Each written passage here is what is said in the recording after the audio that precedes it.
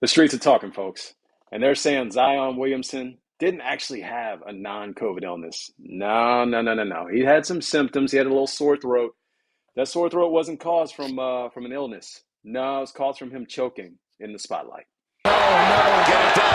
And on the spin and the reverse, the slam by Zion. I need to know everything, who and the what and the where, I need everything. Trust me, I hear what you're saying, but I like it's new what you're telling me.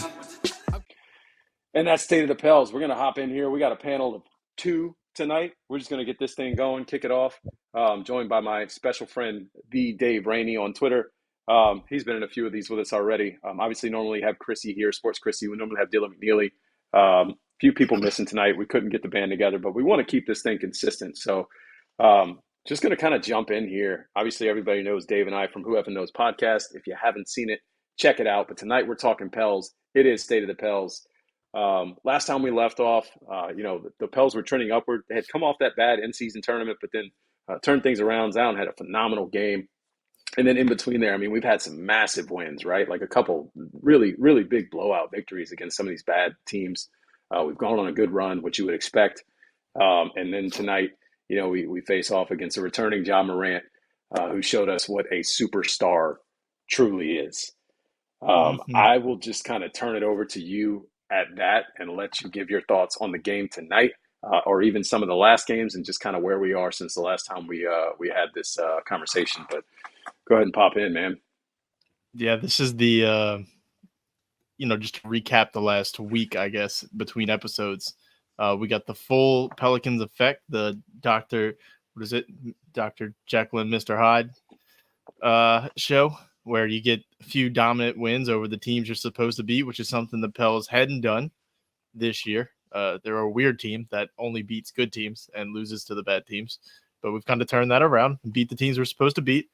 And they get you hooked, get you excited for the rest of the year. And then you go to play this Grizzlies team with their true superstar back, and you get the bad version of Zion, maybe not the fully healthy version of Zion, but he was out there, as we've talked about off camera. If you're out there, you get criticized as if you're fully healthy, and he doesn't show up. Bi shows up. That's nice. Our part-time superstar was on today. We'll get your thoughts on whether he was there for the whole game or not. CJ was struck by the Monstars at the end of the game. Can our coach? I don't know. Let's get into that, because I think that is what, outside of the officiating tonight, that seems to be a unanimous takeaway from this game, is people questioning whether we have a coach that can actually coach.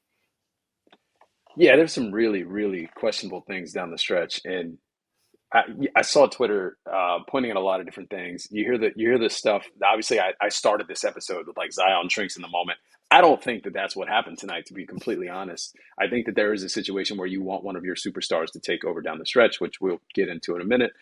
Um, I think when you look at this game and you think what happened, it definitely goes into the coaching, which I love Willie. I love, love, love Willie. I think someone said, there comes a point when you got to be more than a motivator. You got to actually coach the team. And at the end of the game there, man, there's definitely some questionable things. I am not by any means, strong basketball mind. I understand the game, but you know, Trey Murphy, I can't remember how many minutes he played, but barely playing tonight. Barely playing in the fourth quarter. I think he finally gets in near the end of the game for defensive purposes, which was odd. Um, there was just a lot of questionable things going on, especially, I mean, the last possession alone, if you just want to point to one thing, letting Ja go one-on-one, no help side defense.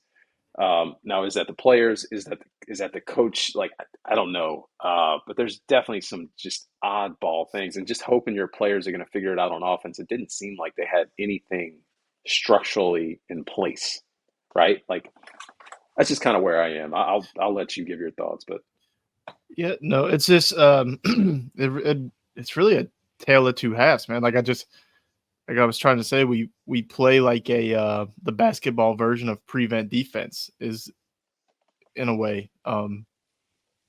Nobody blows a 20-point lead like the Pels do, and they look great in the first half. CJ's on fire at the beginning, and then Trey doesn't play. It seems like in the second half, Jordan Hawkins gets another DMP, and it's like I don't know, like it feels like you take your foot off the gas and don't try to score, and you just try to stop them from scoring, and then that like I don't know if that's just because people go cold or if that's a coaching thing where you're taking guys out. Like I don't know because like you said, I don't I understand basketball at a base level, but I don't understand the high level stuff. But to me, it's just like, man, you got these guys that can score. I don't understand why they're not in the game, especially when you're clearly falling apart and at the very least need a spark. Like you put Trey in, get some kind of spark going, something. Like I don't know. And this is as far as Willie goes. Like I love, like you said, I love Willie as a person, as a leader. But we've seen this since he's been here, right? Like it's been his biggest flaw. We've been asking, like we've been saying, like, all right, now he needs to get an assistant coach that can help him coach, and it just nothing seems to. Things people don't mention these things when we're beating these bad teams or when we're winning games, but things come to light Yeah. when you blow 20-point leads and choke games away like this. So it's the NBA. It's a long season, and I say this a lot. Like losses like this are going to happen. But what bothers me, and not even Willie in particular, but what bothers me is the same problems seem to come up year over year. Not even just this game or games this season. Year over year, the the want to, and I've said this in the past, the want to, the need to, the effort levels, like they're not there when it comes to things like rebounding, when it comes to things like rotational defense sometimes, getting back. Like there's certain things that like you see guys just kind of standing around sometimes, and it's like man, like what are we doing here? Like you're up by 20, I get it. You kind of take your foot off the gas, like you said, but like it hurts watching like just just like lack of effort, so to Yeah, speak. And I think like Shaq pointed out too with Zion, he's like, oh, he doesn't have that look. But it's like it's more than that. Like there's a lot of dudes on the court that are just like there. yeah, yeah, and it's crazy because like I mean, I'd say Bi was he gets those games where he has that I don't really know how to say it because like he doesn't have the demeanor of a guy that's like out there like hitting a big shot and then talking trash like Ja, right? Like he's Hmm. not gonna do that, but he gets in that mode where it's like he gets in that superstar mode where he takes over and it looks good. But then I've said this before, the only guy on the team that I think has that in him really is Trey. Like I think Trey has that in him, and but he doesn't play in big moments like that, and I don't understand it. Like I don't. Right. It's it's the most and honestly like Hawk has it too, but he's a rookie, So I understand. I guess I can understand the Hawkins stuff, but not really. Like I don't know, man. I don't even know what to take away from a game like this. I really don't. It's the effort thing is concerning, especially from the people it's coming from. Like Zion, if it's because he was sick tonight, because we just saw him have a big game, right? If it's because he was sick, then he shouldn't have been playing in the first place. What do And you, what do you say? Go What do ahead. you say to the folks? And not to pop in and cut you off. What do you say to the folks that are kind of on the other end of that spectrum where they're like, well, if he doesn't play tonight, then you have to hear from all the fans that Zion missing more games. Like, what do you say to those folks? Um, so I think I might have been not in this scenario, but I'm one of those people that says something when he doesn't play for things. I think my reaction would have been because it's a sickness. I'd have just been like, all right, whatever it is, what it is, cool. It's the things that get me. If he misses, like when he missed for the ankle injury, I'm like, all right, he's injured. It is what it is. What bothers me, and I can only really speak for myself, is when it's the back to backs and he's not playing. Like when there's nothing wrong with him, or they say, oh, he could probably play, but we're not going to play him. Those are the things that bother me. There's always going to be the crowd where they're like, oh, here's Zion missing another game. And I don't think there's anything you can say to those people that are going to change. Like, those people's opinion are set, and you're never going to change it unless he plays 82 games a year, which is not going to happen. You can't change their mind. For me, I'd have been okay with it. Like, I'd rather you, because we've talked about this. If you go out there and play, I don't care what you're dealing with. I'm criticizing you as if you're fully healthy. Like, that's that's not even just a Zion thing. That is across, for me, that's across all sports. Like, if you play, you're catching the heat regardless. And I don't know. Like, I don't even know what else to say about him. Like, we said it. Y'all, I know y'all said it last week. Like, one game is not going to shut everybody up for him after what happened in the in-season tournament, and you can't.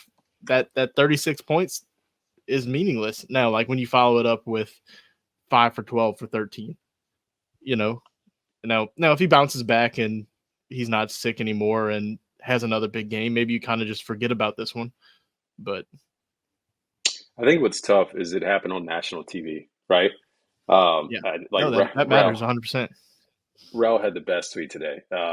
Just scrolling through after everybody's like, "Woe is me!" Everybody's so upset about the loss, and Rel's like, I just keep being reminded of that scene in Carrie where the mom's telling the daughter, or the mom's voice is just repeating in the daughter's head, "They're all gonna laugh at you. They're all gonna laugh at you," because like that's what happens. Like, you sold out in front of a national audience again, Yeah, not just yeah, once, but again, and that hurts, especially considering the comments that came out of the last game where we had zero effort. It looked like we didn't even want to be there. And then you got all mm-hmm. the national talking heads calling Zion, you know, the F word. I don't want to say it because I hate that Yeah. word. I'll be completely honest. It's just a personal thing.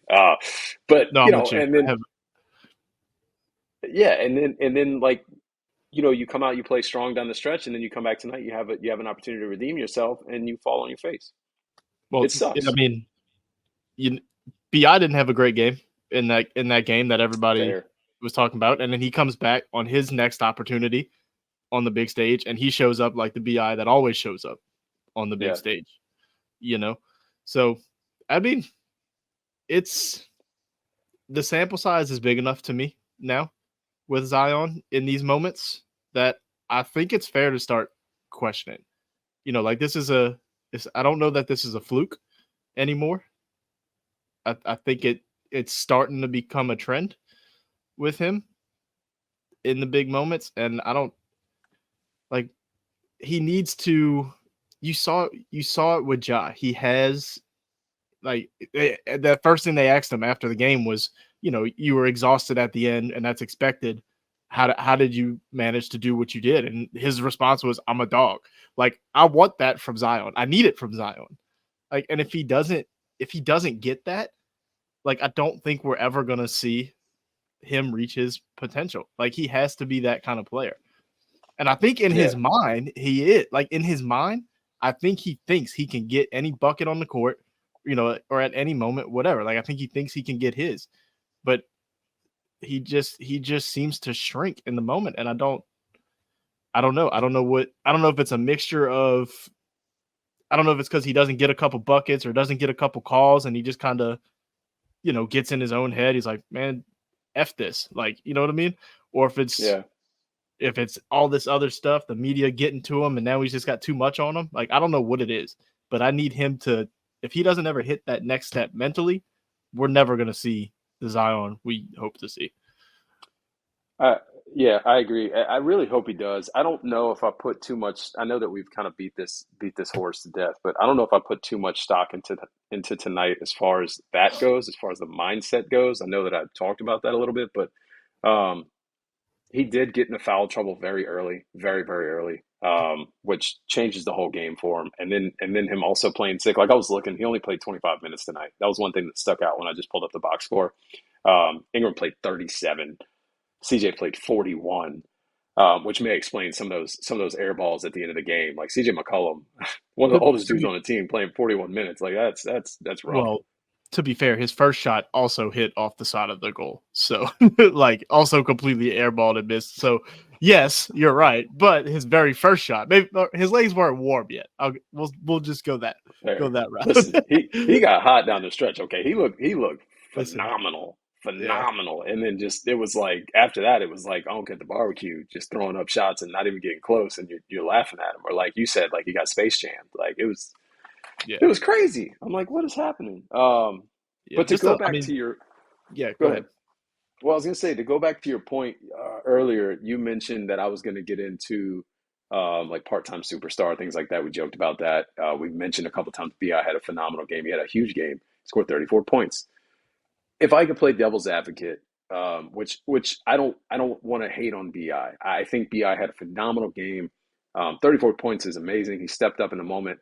What I want though out of my superstar, and it definitely didn't happen from Zion. CJ tried to do it and he airballed the damn thing. I want somebody down the stretch at the end of the game to put the damn game away. That's what a superstar does.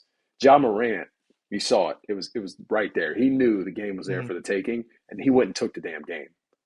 And if you're a superstar or if you have that dog in you, you demand the ball and you put the game away.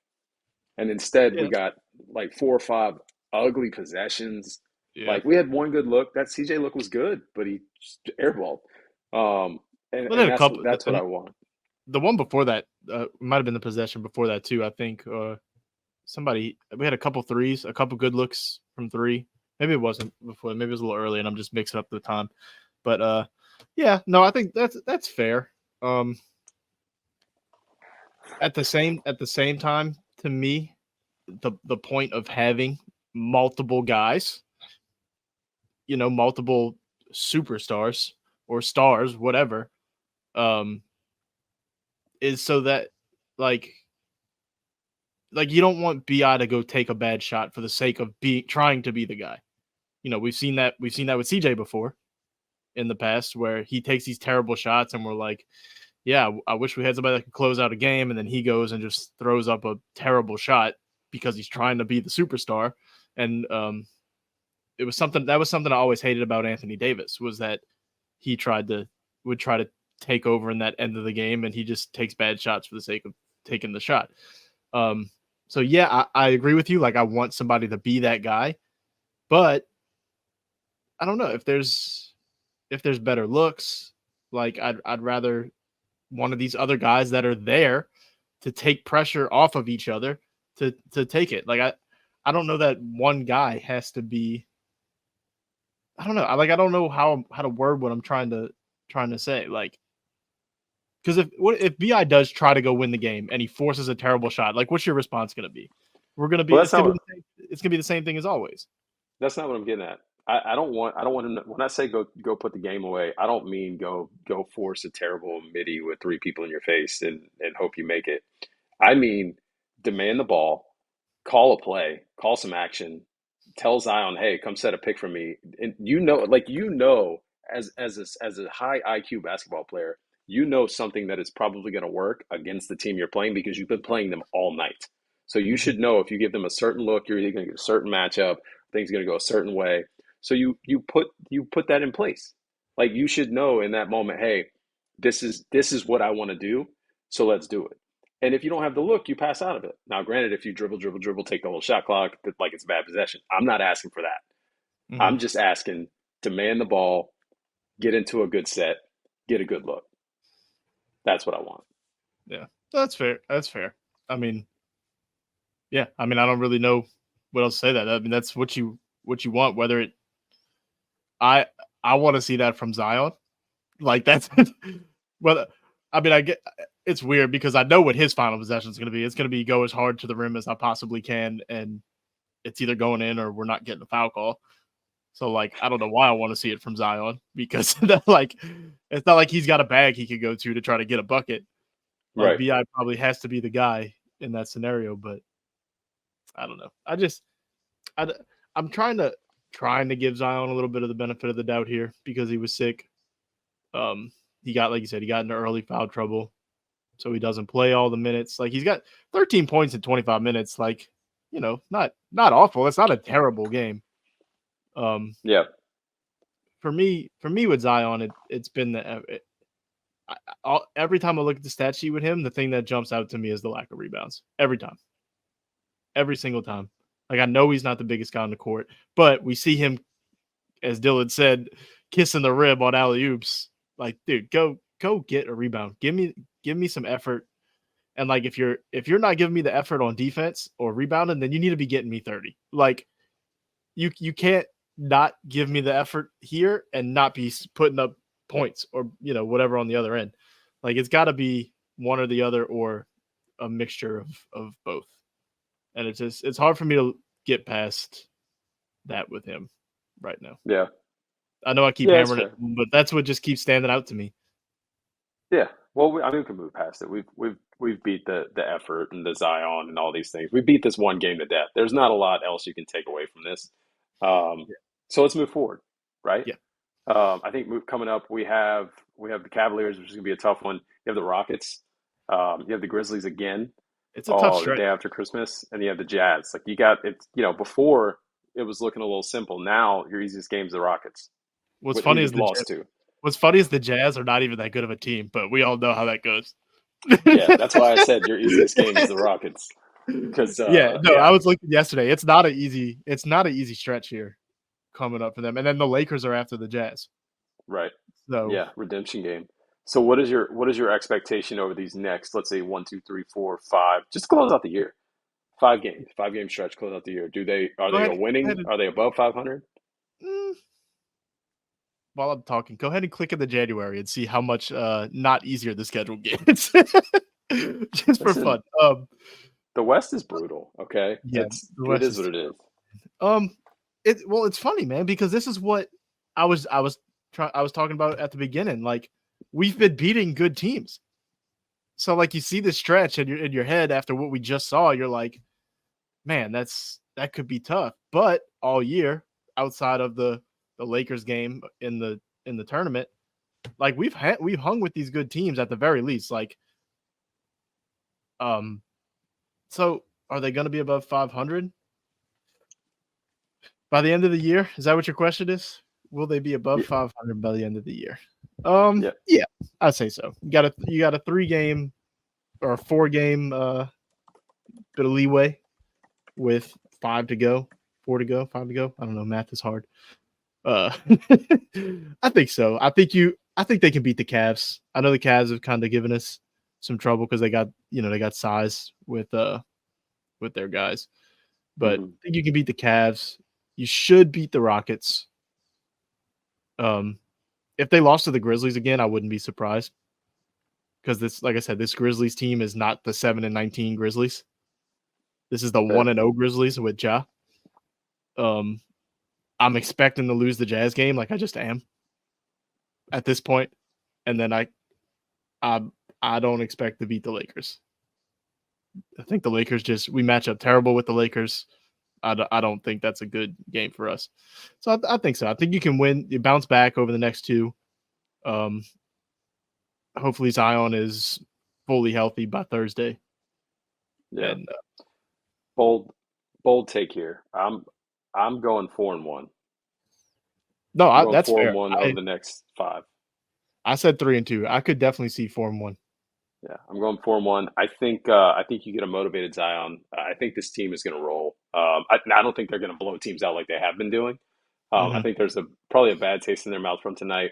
Guys played some long minutes without a break in between. I think there were some tired legs at the end that have led to a lot of the standing around. Um, I think that you've seen that they know kind of how to play together now, and they're figuring it out. I think it's on Willie. I think it's on Willie these next 5 games to get the right people on the floor together, and That then yeah, we'll see where that that was goes. that was about to be the words out of my mouth. This is going to be a chance for him to show whether he can coach because this game wasn't the Lakers game from the tournament where you can't take anything from it. You had a good first half hmm or a good 2.5 quarters, right? So you did something right. Now it's on you to figure out where it went wrong.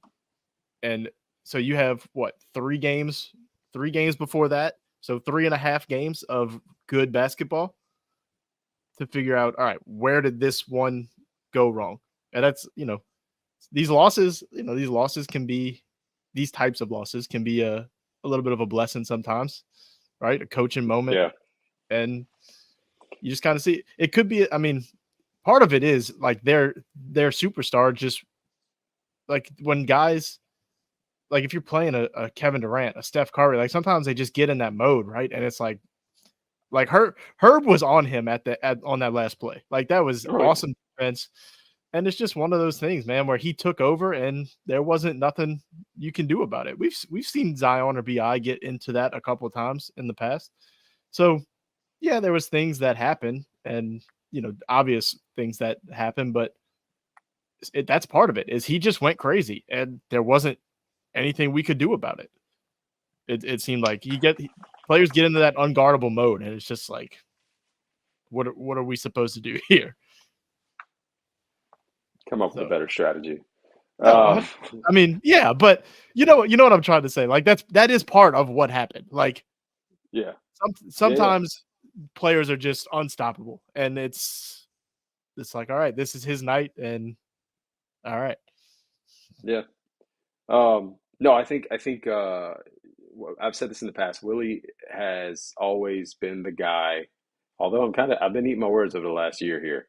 He's normally been the guy that will take a bold stance with his lineups. He'll make quick changes. He's not afraid to shake things up.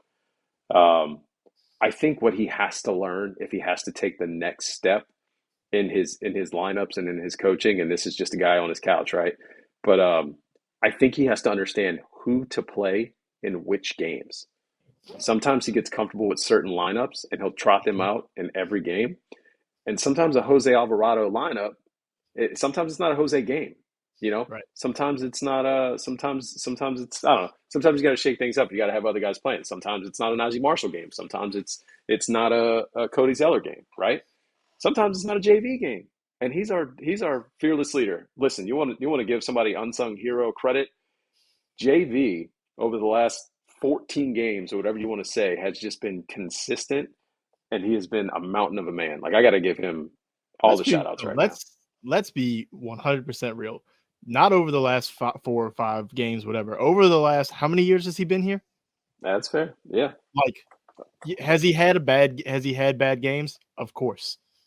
Like, there's been moments where he looks like he doesn't fit on this team, which for me, not on him, not his fault. Like, I don't ever put that on him.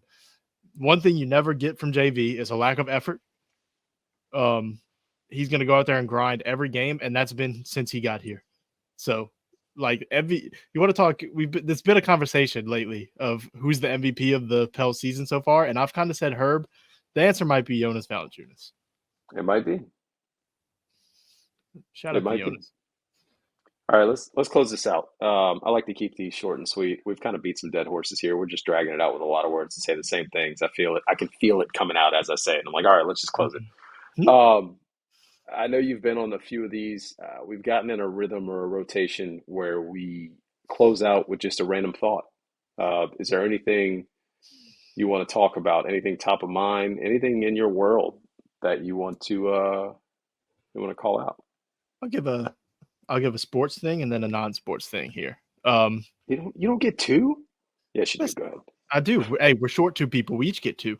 Okay, go for No, it. real quick. Tomorrow is National Signing Day for college football, so that's exciting and something I always like looking forward to. So be paying attention to that tomorrow. That should be fun for Tulane and just in general. Secondly, I don't know if I doubt we do another one of these before Christmas. So I just want to happy holidays, Merry Christmas, everybody. Um, that's really it, man. I hope everybody has a good holiday. Go enjoy some basketball on Christmas. Um, Football. Do we get football on Christmas this year? I think we do. We do. Yeah, there's gonna be So, football on Christmas. so there you go. Just enjoy your holidays. Let these New Orleans sport teams just fall by the wayside for a day or two. Enjoy the holidays with your families and whoever else you want to enjoy them with, and just yeah.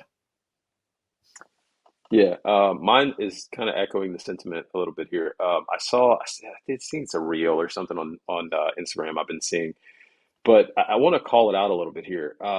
Anyone with kids or anyone who's around kids for the holidays, I just want you to slow down, take it in. Don't rush through. Don't get overbearing. Don't set unrealistic expectations on the situation and get angry when they don't turn out the way that you expected. Just have fun and remember that you are literally warping the brain and the memories, the nostalgia of someone who's growing up. So let's make some happy memories to where when they get older and they're celebrating their traditions with their family, maybe they're doing the same traditions and they're looking back and they're remembering you. Just always keep that in mind. And that's all I have. I like that. That's it. Beautiful, Yeah. man. Beautiful. Thank you. From the heart. Yeah, I didn't know where I was going with that. I just kept talking. Um, until, That's been half my point. You just summed up all of my points tonight. I don't know where I was going with them. I just kept talking. yeah, yeah. Uh, Until next time, this has been an episode of State of the Pels, where we only talk Pels. Yeah, no, looking forward to next week. But until next time, appreciate it. Salute. See y'all soon.